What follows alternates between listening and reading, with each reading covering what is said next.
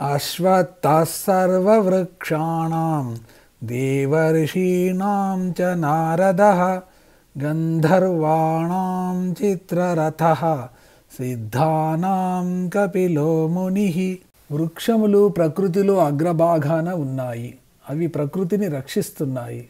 మానవులతో సహా సకల జీవజాతులకు కావలసిన ఆహారము, ధాన్యములు, ఆకులు, కాయలు, పండ్లు, నీడ ఇచ్చి రక్షిస్తున్నాయి.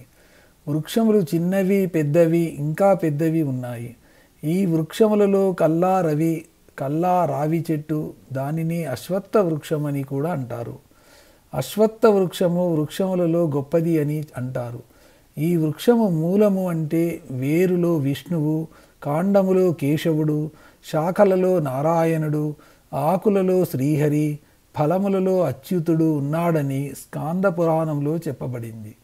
ఇది పూజనీయమైన వృక్షము. రావి చెట్టుకు, వేప చెట్టుకు పెళ్లి చేయడము గ్రామీణాలలో ఒక ఆచారంగా వస్తుంది. ఈ చెట్టుకు ఆకులు ఎక్కువ ఆక్సిజన్ విడుదల చేస్తుంది.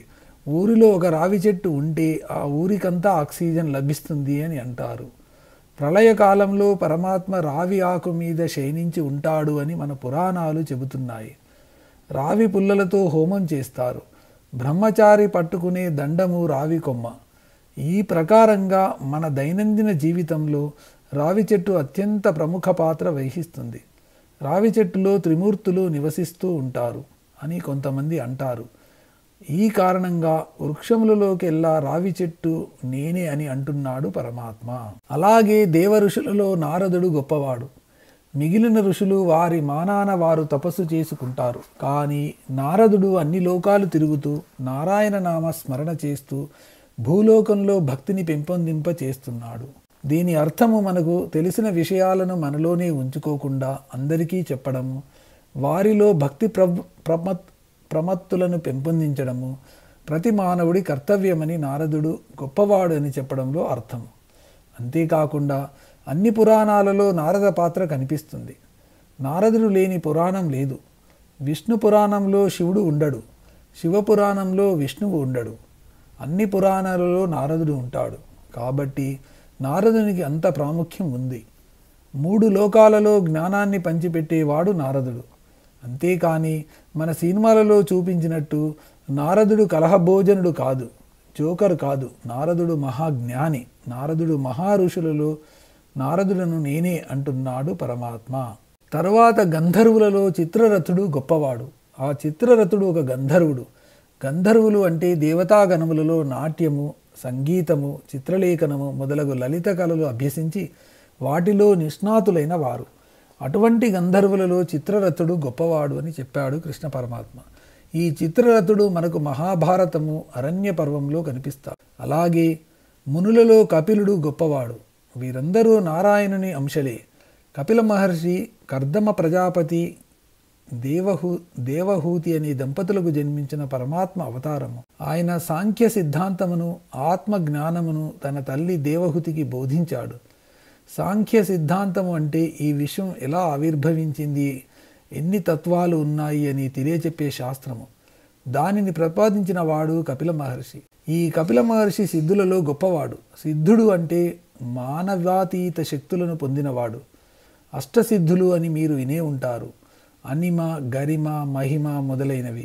ఈ సిద్ధులు పొందిన వారిని సిద్ధయోగులు అంటారు. కేవలం సిద్ధులు అయినంత మాత్రాన ఆత్మజ్ఞానం సిద్ధించదు. ఆత్మజ్ఞానం సిద్ధించే ప్రక్రియలో ఈ సిద్ధులు కూడా అతడికి వస్తాయి. కానీ సాధకుడు వాటిని గురించి పట్టించుకోడు. ఆత్మజ్ఞానం కొరకు ప్రయత్నం చేస్తాడు. ఏవో కొన్ని సిద్ధులు రాగానే ఆగిపోయి వాటిని ప్రదర్శిస్తూ తాను సిద్ధయోగిని ప్రజలను మభ్యపెడితే అతను ఆత్మజ్ఞాని కాలేడు. ఆ ప్రకారంగా ఆత్మజ్ఞానం సిద్ధించిన సిద్ధయోగులలో కపిలుడు గొప్పవాడు అని చెప్పాడు పరమాత్మ. చై శ్రవసమశ్వానాం విద్ధి మామృతోద్భవం ఐరావతం గజేంద్రాణం నరాణాం చ నరాధిపం. దేవదానవులు మందర పర్వతమును కవ్వముగాను, కూర్మమును కుదురుగాను, వాసుకి అనే సర్పమును తాడుగాను చేసుకొని పాలసముద్రమును చిలుకుతుంటే ముందు హాలాహలం అనే విషం వచ్చింది. అంటే కష్టాలు వచ్చాయి. తర్వాత అనేక సిరి సంపదలకు ఆలవాలమైన లక్ష్మి ఉద్భవించింది. హాలాహలము అనే కష్టాలను శివుడు, సిరి సంపదలను విష్ణువు తీసుకున్నారు. ఆఖరున అమృతం వచ్చింది. ఆ అమృతముతో పాటు ఒక తెల్లని గుర్రము కూడా వచ్చింది. దాని పేరు ఉచ్చైశ్రవము. అది దేవతా అశ్వము. ఆ అశ్వము అంశ నేనే అన్నాడు పరమాత్మ. అదే ప్రకారంగా అమృతముతో పాటు మరొక జీవి కూడా ఉద్భవించింది. దాని పేరు ఐరావతము అనే తెల్ల ఏనుగు. అది దేవేంద్రుడి వాహనం అయింది. ఆ ఏనుగు కూడా దైవాంశ కలది కాబట్టి ఏనుగులలో ఐరావతమును నేను. మరి దీనిని కథగానే అర్థం చేసుకుంటే కథ మాత్రమే అర్థమవుతుంది. అలా కాకుండా మన మనసే ఒక పాల సముద్రము. దానిని మనము ధ్యానము అనే కవ్వంతో మధించాలి. దానికి కూర్మావతారం అనే పరమాత్మ సాయం కావాలి. అంటే దేవుని మీద భక్తి, శ్రద్ధ ఉండాలి. అప్పుడు ముందు అనేక అవాంతరాలు వస్తాయి. ధ్యానం సాగదు. ఎన్నో కష్టాలు, ఇబ్బందులు. అవే హాలాహలము అనే విషము. ఆ విషాన్ని శివుడు తాగాడు. మనం కూడా ఆ పరమాత్మను ప్రార్థించి ఆయనను శరణు వేడి ఆ కష్టాలను అధిగమించాలి. తర్వాత సిరి సంపదల రూపంలో, సిద్ధుల రూపంలో ఎన్నో ప్రలోభాలు కలుగుతాయి. వాటికి లోను కాకూడదు. ఇవన్నీ అధిగమిస్తే తుదకు ఆత్మజ్ఞానం అనే అమృతము దొరుకుతుంది. ఈ అమృతం కొరకు అందరం ప్రయత్నించాలి. క్షీరసాగర మదనం కథను ఈ విధంగా అర్థం చేసుకోవాలి. ఇంకా మానవులలో రాజు సాక్షాత్తు విష్ణు స్వరూపుడు అంటారు. అంటే రాజు అయిన వాడు ధర్మంగా, న్యాయంగా, నిష్పక్షపాతంగా పరిపాలిస్తాడు. నా విష్ణు పృథివీపతి అని ఆర్యోక్తి. అంటే విష్ణు అంశ లేనిది రాజు కాలేడు అని. కాబట్టి ధర్మంగా పరిపాలించేవారు అందరూ రాజులు సాక్షాత్తు విష్ణు స్వరూపులే. మరి అధర్మంగా పరిపాలించే రాజులు, మంత్రులు ఉంటారు కదా, వాళ్ళ సంగతి ఏమిటి అంటే దానికి ఒక ఆర్యోక్తి ఉంది. రాజ్యాంతే నరకం ధ్రువం. అంటే అధర్మ పాలన చేసే వారి కోసం నరకం ఎదురు చూస్తూ ఉంటుంది. ఆయుధానామహం వజ్రం ధేనూనామస్మి కామధుక్ ప్రజనశ్చాస్మి కందర్ప సర్పాణామస్మి వాసుకి. మానవులకు, దేవతలకు ఎన్నో ఆయుధాలు ఉన్నాయి. అవి అన్నీ లోహంతో తయారు చేయబడతాయి. కానీ ఇంద్రుడు ధరించిన వజ్రాయుధము దధీచి అనే మహారుషి వెన్నెముకతో తయారు చేయబడింది. చాలా కఠినమైనది. నారాయణ కవచం అనే మంత్రశక్తి కలది. అటువంటి వజ్రాయుధము కూడా నా అంశే అన్నాడు పరమాత్మ. దీనికి ఒక కథ ఉంది. వృత్రుడు అనే అసురుడిని సంహరించడానికి ఇంద్రుడికి ఒక శక్తివంతమైన ఆయుధము కావలసి వచ్చింది. ఇంద్రుడు, దేవతలు అందరూ కలిసి దధీచి అనే మహారుషిని, తపస్సంపన్నుడిని ప్రార్థించారు. ఆయన లోక కళ్యాణార్థము ప్రాణత్యాగం చేసి తన వెన్నెముకను దేవతలకు ఇచ్చాడు. ఆ వెన్నెముకతో విశ్వకర్మ వజ్రముతో సమానమైన ఆయుధమును తయారు చేశాడు. అదే వజ్రాయుధము. ఆ వజ్రాయుధము సాయంతో ఇంద్రుడు వృత్రుని సంహరించాడు. ఆ శక్తివంతమైన తపోశక్తి గల వజ్రాయుధమును నేను అంటున్నాడు పరమాత్మ. తర్వాత ధేనువులలో కామధేనువు నేను అన్నాడు. ఈ కామధేనువు కూడా క్షీరసాగర మథన సమయంలో అమృతముతో పాటు ఆవిర్భవించింది. కామధేనువు అంటే ఆవు. ఆవు మనకు అమృతం లాంటి పాలు ఇస్తుంది. దాని నుండి పెరుగు, వెన్నె వస్తుంది. యజ్ఞములలో, హోమములలో హవిస్సులుగా వేసే నెయ్యి వస్తుంది. ఆవు మూత్రము, ఆవు పేడ నేలను శుద్ధి చేయడానికి పనికి చేస్తాయి. గోవును తల్లిగా అంటే గోమాతగా పూజించేవారు. గోవులకు ప్రత్యేకంగా గోలోకము అని ఒకటి సృష్టించాడు బ్రహ్మ. అంతటి పవిత్రమైనది గోవు. ఆడిందల్లా ఇచ్చే ఆ గోవును నేను అన్నాడు పరమాత్మ. అడిగిందల్లా ఇచ్చే ఆ గోవును నేను అన్నాడు పరమాత్మ. ఈ కామధేనువు ఎవరో కాదు, మన మనసులో ఉండే సంకల్ప బలము, విల్ పవర్. మంచి మనసుతో మంచి సంకల్పం చేస్తే ఏదైనా సిద్ధిస్తుంది. కోరినవి అన్నీ సమకూరుతాయి. కాబట్టి కామధేనువు అంటే అడిగిందల్లా ఇచ్చేది అని కాకుండా మన మనసు చేసే సంకల్పముల యొక్క బలము, ధార్మిక సంకల్ప బలము అని అర్థం చేసుకోవాలి. తర్వాత సంతానోత్పత్తికి కారణమైన మన్మధుడిని నేను అని అన్నాడు పరమాత్మ. పురాతన కాలంలో పురుషులు అందరూ భగవద్ధ్యానంలో, తపస్సులో మునిగిపోయేవాళ్ళు.